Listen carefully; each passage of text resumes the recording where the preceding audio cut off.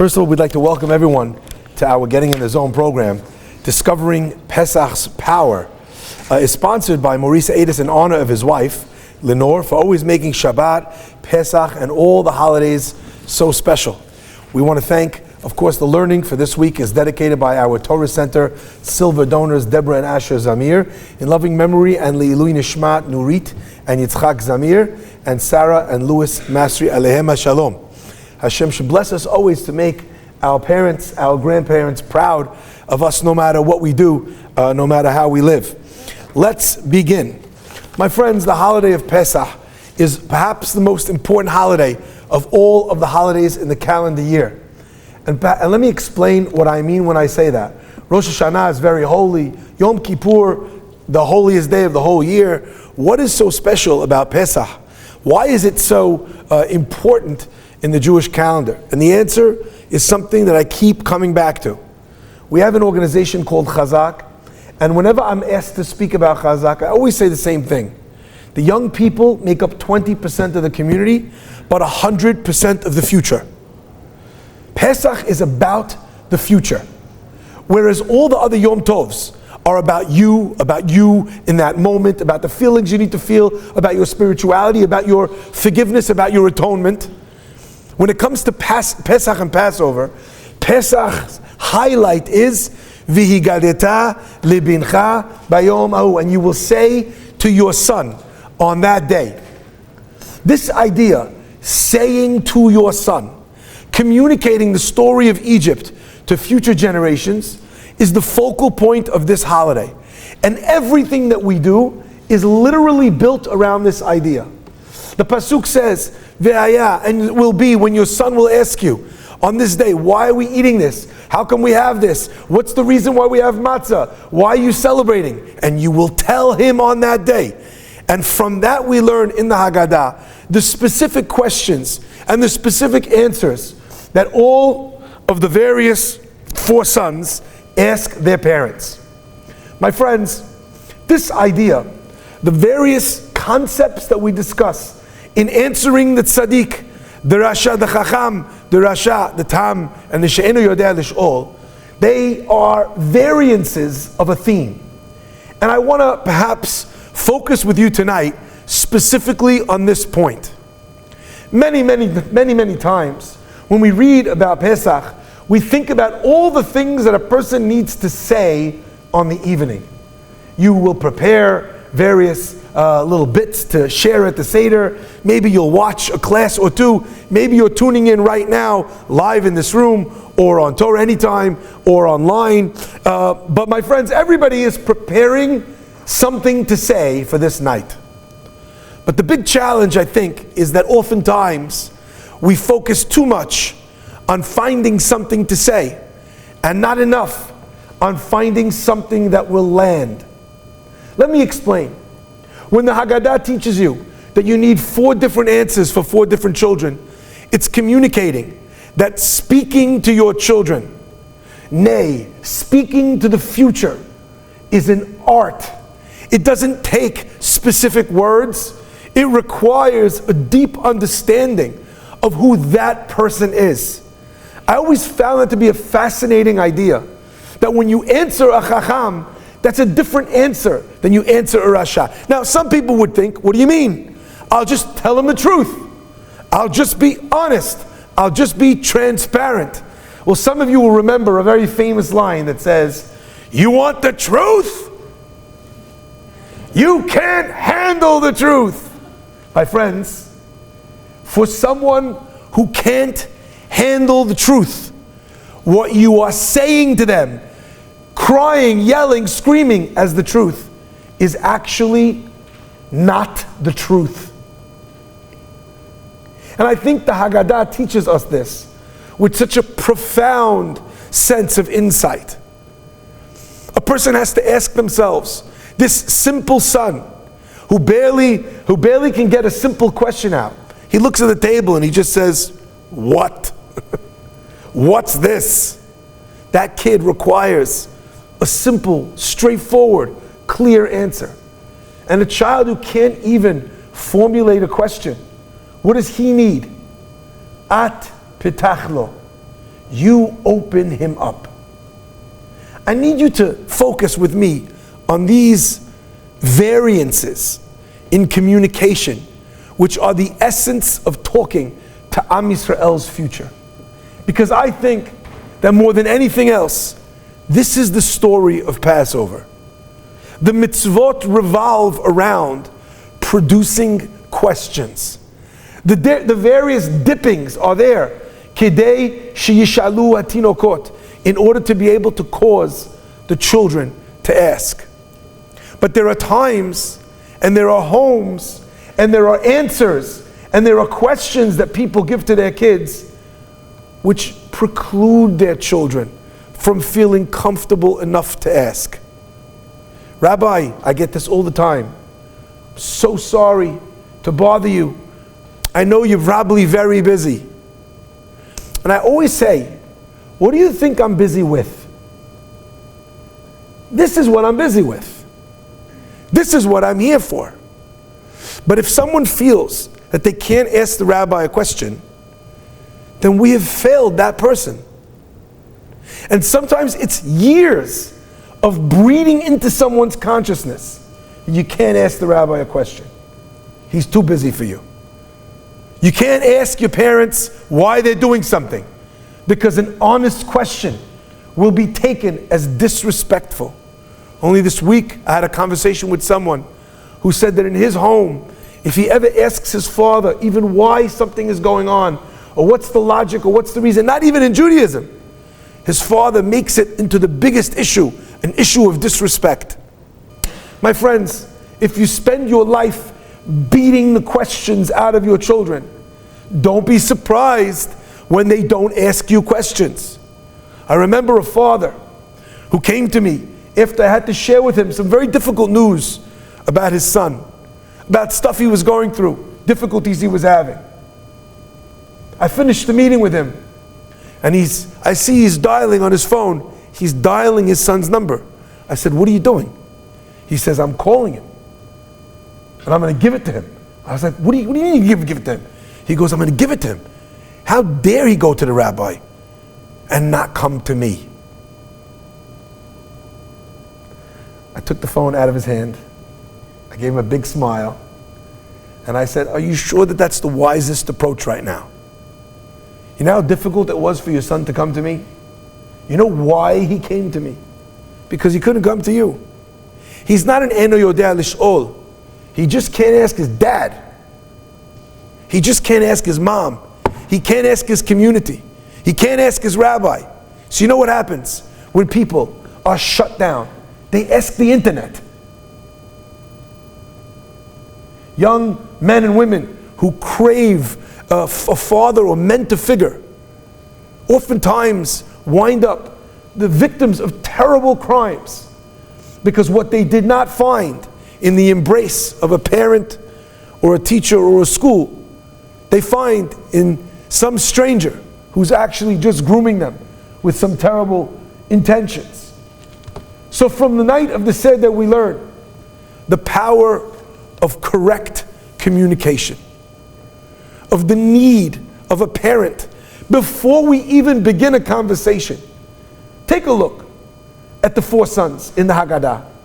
It doesn't say, here's a question.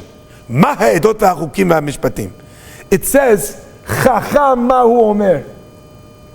I always looked at this line in the Haggadah and it reminded me of the opening lines in Masechet in Pirkei Avot. Hu haya omer. Hillel was this man. He used to say, and all the Sfarim say, you know what it means? Hu haya omer, he used to say? It means that Hillel, who was a paragon of virtue of patience, Hu haya omer, that man, he used to say.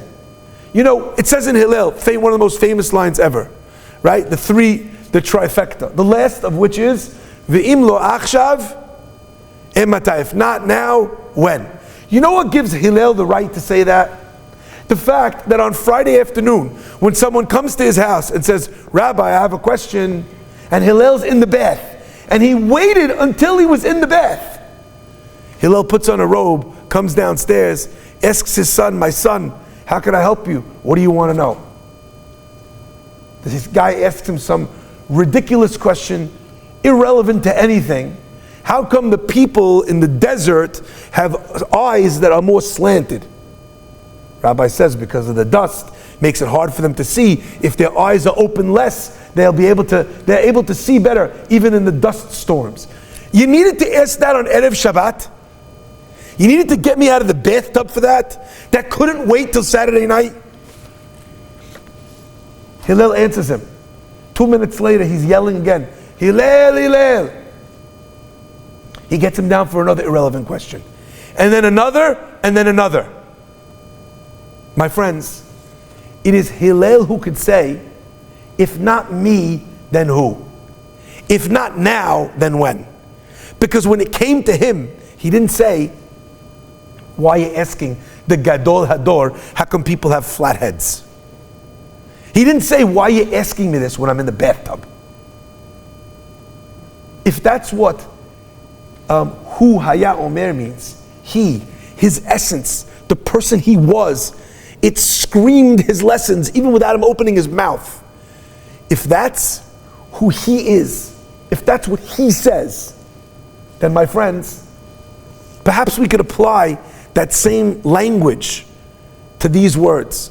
Chacham Mahu Omer. A Chacham describes to you with his question what he is. A Rasha, he describes to you what he is with his question. Oftentimes, I don't even have to know somebody. They'll come up to you and they'll say, and immediately I know where this person is coming from with this question. Rabbi, what's this whole ridiculous thing about 2 days Yom Tov? You know, I kind of already figured out where this guy stands on 2 days Yom Tov. Rabbi, this crazy thing I just learned about muktzeh, is that real? Is that a thing? Or did the rabbis make that up? I said it's a real thing and the rabbis made it up. My friends, our rabbis tell us that half of the answer to every question is in the question itself. And if you want to answer that question, then you have to recognize from the moment the question gets answered, who is the person that's asking me this question? I'll give you an example of this idea. There was a restaurant that carried a hashgacha that wasn't the best hashgacha in the world. It was a hashgacha. It was a kosher certification. Perhaps it wasn't the best kosher certification in the world. Someone called me up and they asked me, what do you think? Is it as good as this one? Is it as good as the other one? What do they require? Do they not require? Anyway, I sent them back a message explaining to them that it's not on the level of the hashgachot that they were asking about. It wasn't as supervised, okay? I gave him an answer. I gave, her an answer. I wrote her back. Anyway, 10 minutes later, she messages me and says, thank you so much, Rabbi. I sent the message to all my friends. I said, please tell me it was on WhatsApp. She says, yes. I said, check if you could still delete it. And she could, and she did. She said, Rabbi, but you told me. I said, yes, I told you. I told you. You know who didn't call me and ask me any questions about the kashrut about this restaurant?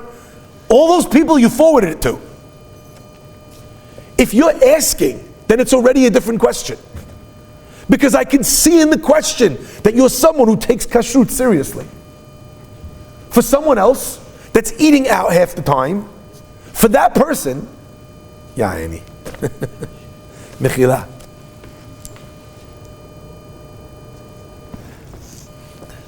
For that person,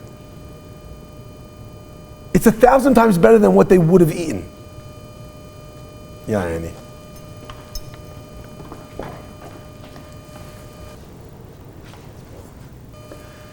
It's my front door, by the way.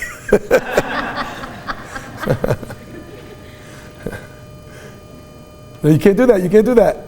Because then it won't broadcast. Your Wi-Fi is on. Oh, is it? You sure? It's a lot of times it shuts it off. Check if it shut it off. Just swipe down. There you go, it's still on. Perfect, thank you. There we go, okay. My friends,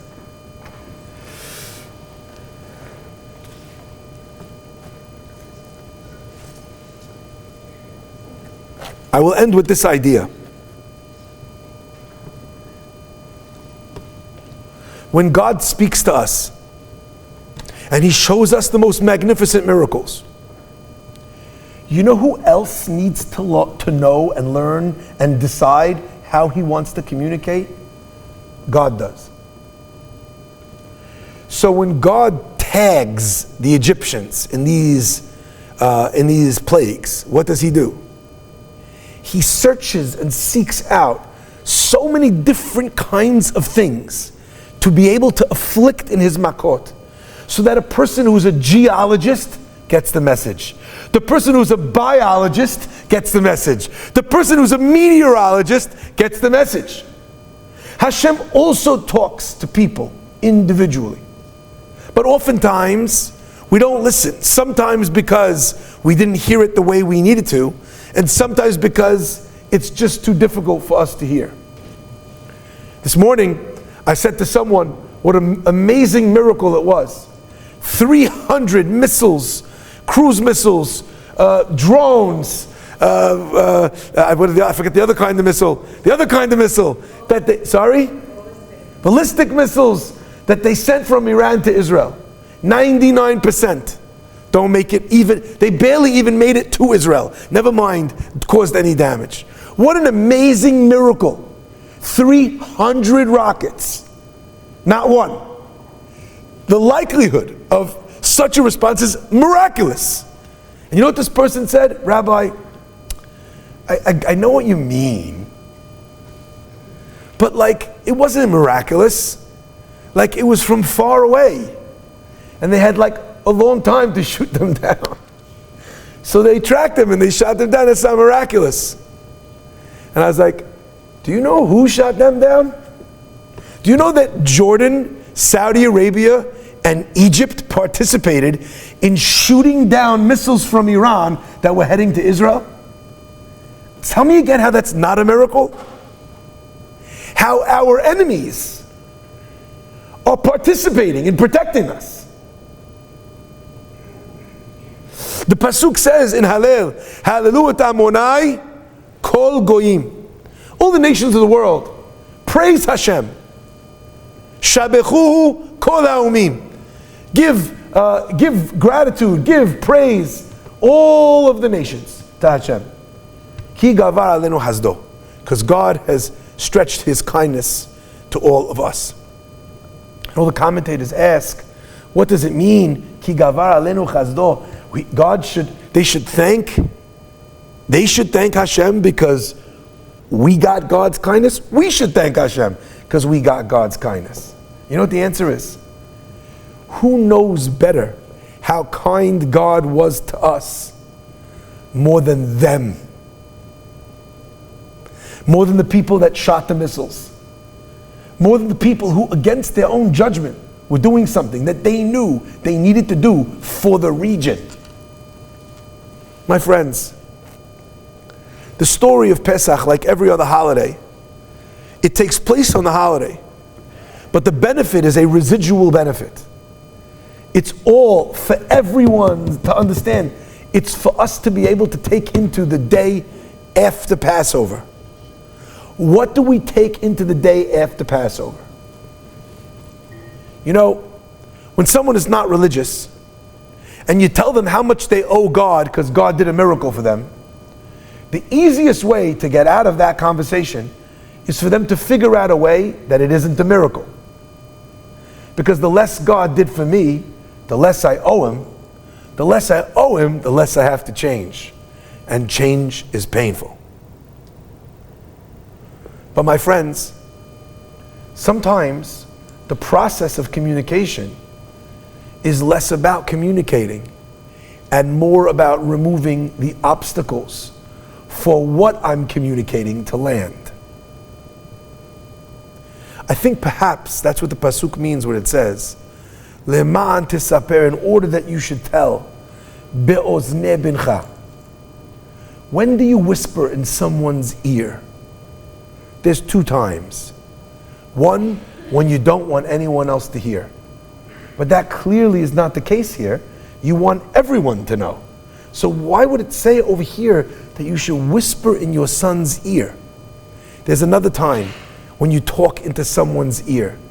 You ever been at a wedding and the sound of the music is so loud, so you're shouting and they're like, what? Shouting what? And you literally put your head by their ear and you're like screaming into their ear because there's so much noise. My friends, today we live in a time where there is so much noise that the only way you communicate with your child is by speaking directly into their ear. So there's no sound, no message that is as powerful, as loud as the one you are sharing. So this Pesach, ask yourself, in a crazy world, in a world where it's frightening for children and school students and college students to even be Jewish, in a world where people are afraid in Israel, in New York, in London, in Paris, what is the thing that you want to whisper into the ears of your children louder than all of the noise? Choose your message wisely. Because as we learn from the Torah, the answer to the Chacham is not very long. It's very precise. The answer to the Rasha is not very long. It's very precise. What does the Rasha need to hear? The Rasha doesn't want anything to have been done for him. The West right now would not like to hear that we are fighting their war. Terrorism is a problem that the whole world has. And we are fighting right now the largest exporter of terror in the world. So whose war are we fighting in Israel? The war of everyone. But no country wants to hear it. And even though we keep saying it, they don't want to listen. It reminds me of what the Rasha says. What is this thing for you? The work that you have to do. And what do we answer him back? You know something? If you'd have been in Egypt with that kind of attitude, that this is not for me, and I'm not part of this, then you know what? Hashem wouldn't have done it for you. But my friends, sometimes the Rasha needs to hear it a little bit stronger. And that's why we talk to him in that way. I bless you with a blessing that I find to be very powerful. I bless you that you learn to talk the language of your children. That you learn to understand the language of the future. That you're able to understand what kids need to hear, what your grandkids need to hear. Because oftentimes, the way we spoke to them years ago in the shtetl or in Halab might not be what they need to hear today. But what is even more powerful is to recognize that that same child that 2 years ago or 5 years ago was this innocent little kid, or the same kid that 5 years ago was the rebel, is no longer that same child. So every year, ask yourself, from the questions that you're being asked, Chacham ma hu omer, Rasha, Tam, she'eni yodeh lish'ol, who's talking to me? What is their real question? And when I understand their real question, I already have half of the answer in my hands. Tezku shanim rabot, ni'imot v'tovot. B'chavod.